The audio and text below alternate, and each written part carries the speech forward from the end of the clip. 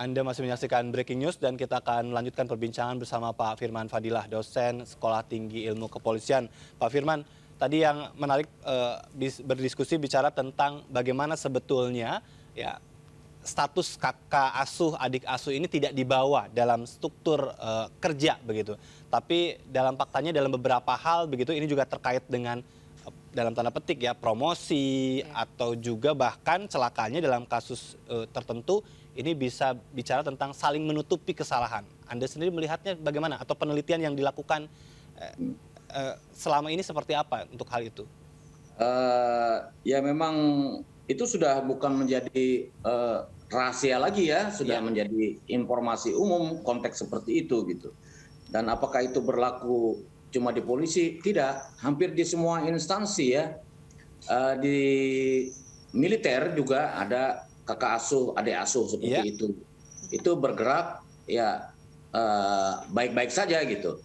Tetapi kemudian ketika konteks adik asuh, kakak asuh menguasai satu kompartemen di kepolisian, maka mereka menjadi satu grup yang luar biasa berpengaruh gitu, saling menutupi.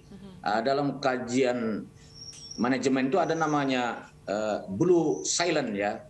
Mereka saling menutupi kejelekan-kejelekan polisi yang lain gitu, terutama yang terkait dengan hubungan adik asuh kakak asuh ini. Ya, berarti dengan kata lain sebenarnya ini sudah menyimpang dari yang seharusnya dilakukan para aparat. Dan dengan kejadian ini apakah kalau Pak Firman sendiri melihatnya bisa menjadi salah satu turning point begitu Pak? Untuk bisa dipisahkan antara kakak asuh dan adik asuh di dalam kekeluargaan dengan di dunia kerja. Karena sebenarnya faktanya terkadang kalau dilihat kan posisi si kakak begitu dengan kekuatannya, dengan source-nya, dengan networking-nya mungkin bisa membuat si adik ini jadi nyaru begitu untuk bersikap antara bekerja dengan relasi. Ya, saya sependapat sih itu memang hanya dibutuhkan ketika dalam proses pendidikan. Ketika taruna, kita sebutlah taruna, akpol itu di tingkat 1 dan di tingkat 2, itu seperti orang buta apa yang mau dilakukan. Maka dia membutuhkan bimbingan dari seniornya yang sudah di tingkat 3 atau sudah perwira siswa gitu. Itu penting dalam proses pendidikan.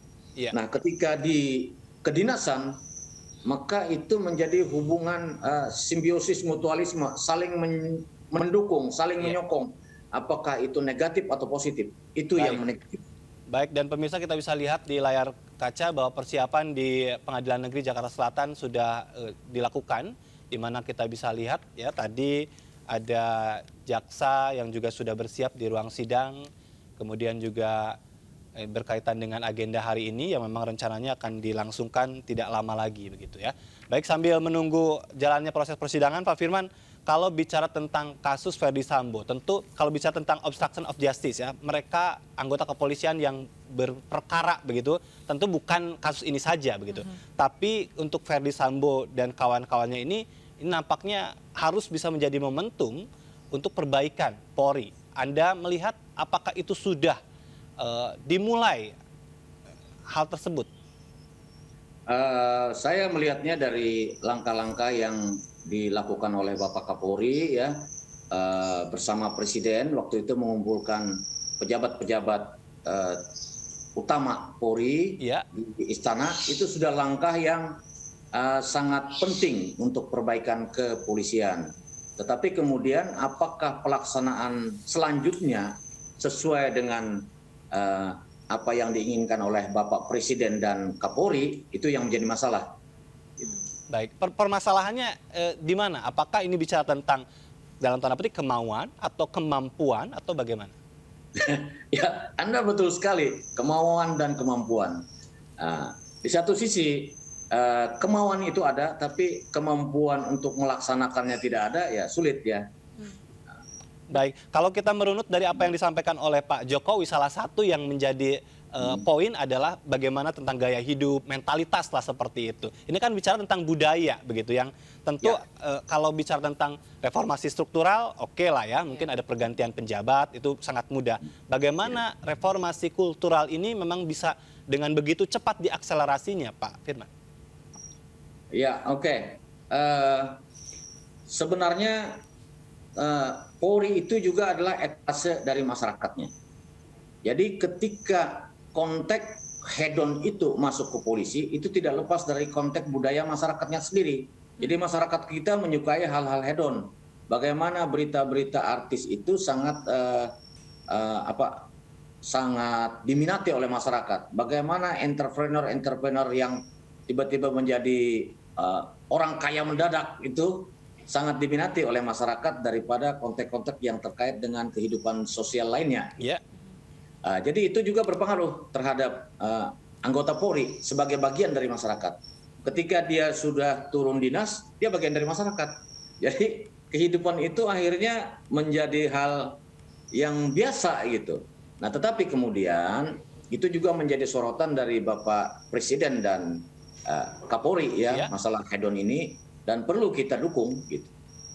Apakah apa yang kira-kira menjadi persoalan begitu Pak Firman? Apakah memang perlu filterisasi yang lebih ketat untuk mempromosikan Polri begitu supaya lebih siap ketika menjadi seseorang yang dengan pangkat yang lebih tinggi sehingga bisa mengontrol bagaimana gaya hidup yang semestinya di hadapan masyarakat? Ya, memang saya juga bicara dengan senior-senior di Polri ya, ada yang berpikir bahwa saat ini usia-usia yang berpangkat bintang itu sebenarnya belum matang secara emosi gitu. Sehingga ada ketegangan di sana, pangkat tinggi tetapi pengendalian emosi tidak sesuai gitu. Itu yang muncul dari pembicaraan saya dengan para senior-senior di kepolisian gitu. Baik. Pak Firman, kita bisa lihat di layar kaca dan pemirsa juga bisa kita saksikan bersama. Ini terdakwa sudah akan memasuki ruang sidang. Ini Hendra Kurniawan yang nampak sudah melepaskan rompi tahanannya, dan sidang nampaknya akan segera dilangsungkan kalau kita lihat ya dari gambar terbaru yang kita bisa saksikan di Pengadilan Negeri Jakarta Selatan. Terdakwa Hendra sudah masuk.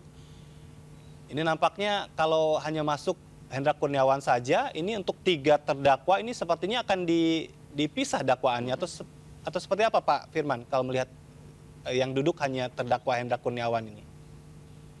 Ya, saya rasa ada 2 mekanisme ya. Mungkin dakwaan terpisah kalau satu-satu. Bisa juga nanti secara bertahap menyusul ketika dia dikaitkan dengan tersangka lainnya gitu. Baik. Jadi mekanisme proses persidangan itu bisa berkembang seperti itu.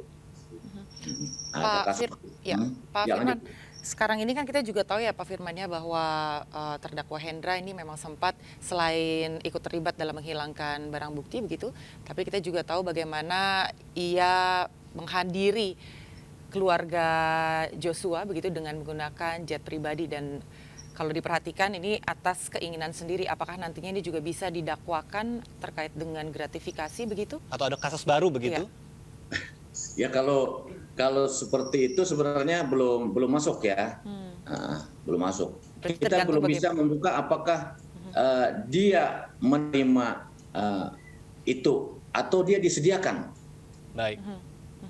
Kalau dari bacaan yang kami dapati begitu Pak, ini sebenarnya memang belum menerima, tapi justru ingin meminta kembali berapa biaya yang telah dikeluarkan. Kalau begini seperti apa Pak Firman melihatnya Pak? Yang mana ini ya? Mungkin nanti kita akan lanjutkan Pak, kita akan melihat dulu seperti apa jalannya sidang saat ini karena sudah berlangsung. Pak Firman, terima kasih atas waktunya karena sidang sudah dimulai. Jadi kita akan mengikuti jalannya proses persidangan di mana hakim juga sudah memasuki ruang sidang, dan ini adalah sidang perdana untuk Hendra Kurniawan. Kami ucapkan terima kasih atas waktunya untuk Pak Firman Fadila sudah bergabung bersama kami di Breaking News pagi hari ini. Pak Firman, dosen Sekolah Tinggi Ilmu Kepolisian.